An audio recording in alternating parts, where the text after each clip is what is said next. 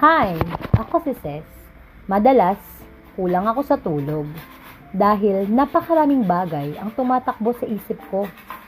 Kaya para mapayapa ang utak ko ng kaunti, hayaan niyo akong magkwento.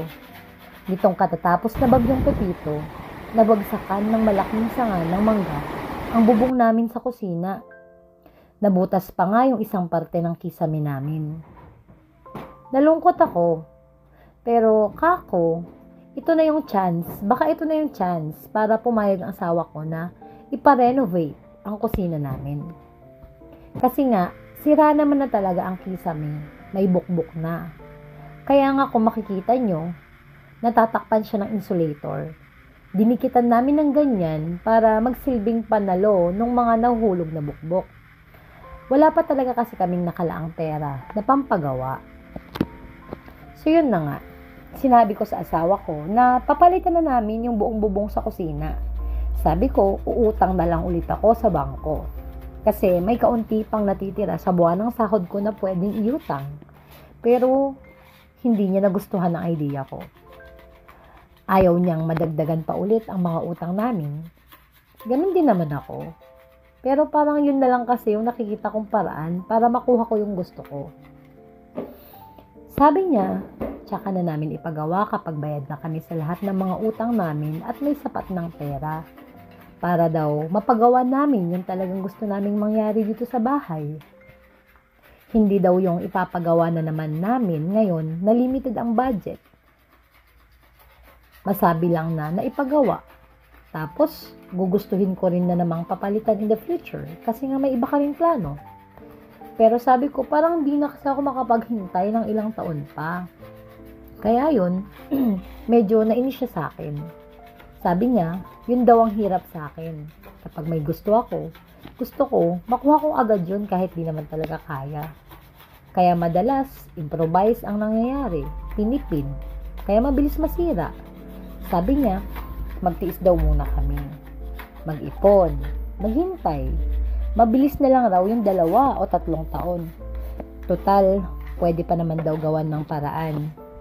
Papalitan na lang daw yung yerong nasira at tatapalan yung plywood. Nanahimik na lang ako dahil wala naman akong magagawa kung ayaw niya. Tsaka, napag-isip-isip ko na tama siya. Tama siya na ipagpaliban muna ang pagpapagawa sa kusina. Tama siya na mas mabuting mabayaran na ang mga utang kaysa madagdagan. Tama siya pati sa parteng madalas di ako marunong maghintay. Katulad na lang nitong kisame namin. Binukbok dahil nung nagpagawa kami ng bahay na wala siya kasi nagtrabaho siya sa ibang bansa. Di ako nagbigay ng sapat na oras para makapaghanap ng mas magandang materyales o naghintay para may sapat na pera para makapagpagawa ng mas matibay. Lagi akong nagmamadali, di makapaghintay, di makapagtiis. Ito nga rin flooring namin sa kusina. Pinapinturahan ko sa kanya noong nakaraang taon. Medyo gusto niyang tumutol. Dahil gaya nga ng sabi ko, ipapagawa nga rin namin sa mga susunod na taon. Pero mapilit ako.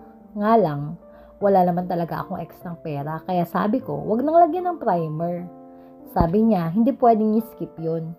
Masasayang lang kapag wala nun. Di ganong kakapit ang pintura.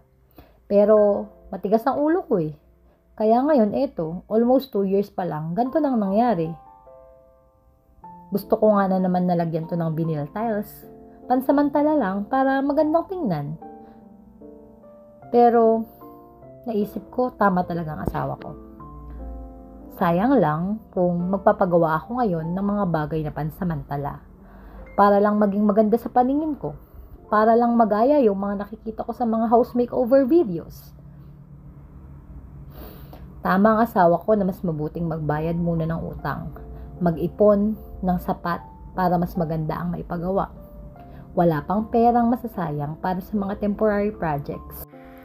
Tama ang asawa ko na dapat matuto tayong magtiis at maghintay para makakuha tayo ng mas magagandang bagay.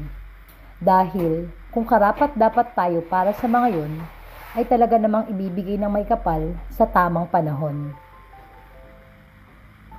Kayo, Ano yung bagay na di na kayo makapaghintay na makuha?